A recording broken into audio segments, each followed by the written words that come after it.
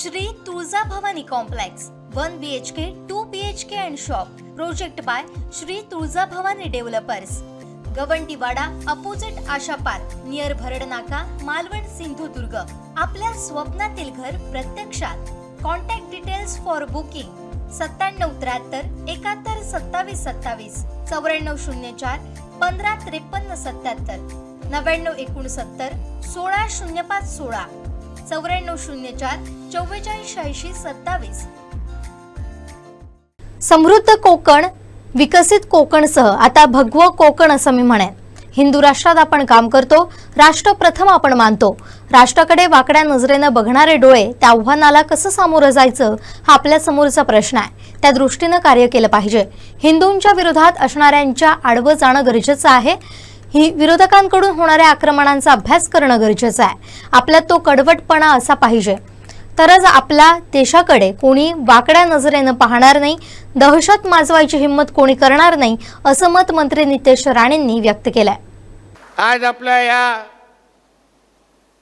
संमेलनाचा परिषदेचा विषय जो आमच्या समोर ठेवला आहे तो म्हणजे समृद्ध कोकण आणि विकसित कोकण। मी थोडं पुढे जाऊन ह्याच्यामध्ये एक वाक्य अजून माझ्याकडून अगर मला त्याच्यामध्ये ॲड करायचं आहे, समृद्ध कोकण, विकसित कोकण आणि भगवं कोकण।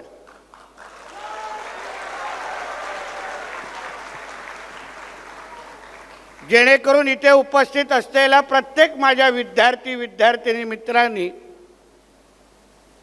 आपण ज्या हिंदू राष्ट्रामध्ये आपण सगळेजण राहतो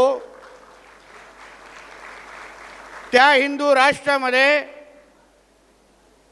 आपल्या सगळ्यांची ह्या विद्यार्थी क्षेत्रामध्ये काम करत असताना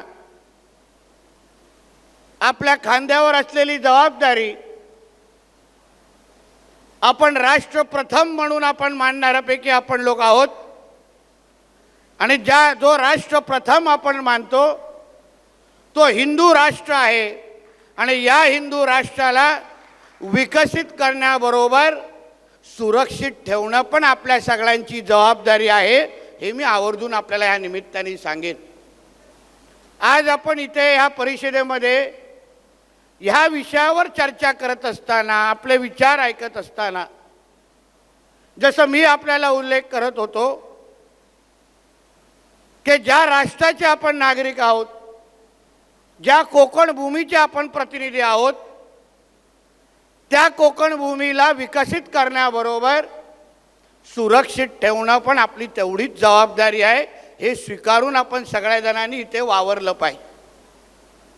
विकास करत असताना आपल्या आजूबाजूला काय चाललंय, आपल्या आजूबाजूला आपल्या राष्ट्राकडे कोण वाकड्या नजरेने पाहतंय आणि हे बघणारे डोळे उद्या आपल्या राष्ट्राला अगर अंधारात टाकत असतील, आपल्या अस्तित्वावर प्रश्नचिन्ह निर्माण करत असतील, आपल्या राष्ट्राची ओळख अगर पुसून टाकायला प्रयत्न करत असतील, तर विद्यार्थी परिषदेचा कार्यकर्ता म्हणून तुम्ही त्या गोष्टीला कसं थांबवाल, त्या आव्हानासमोर कसे जाल, हे खरं म्हटलं तर या निमित्ताने विचार करण्याची गोष्ट आहे।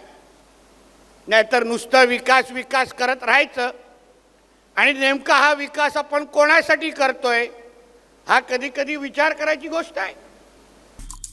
आमचे दिवसभरातले सर्व अपडेट्स, ताज्या घडामोडी आणि थेट लाईव्ह पाहण्यासाठी सबस्क्राइब करा, लाईक करा कोकणचं नंबर 1 महा चॅनल कोकण 7 लाईव्हचं YouTube चॅनल।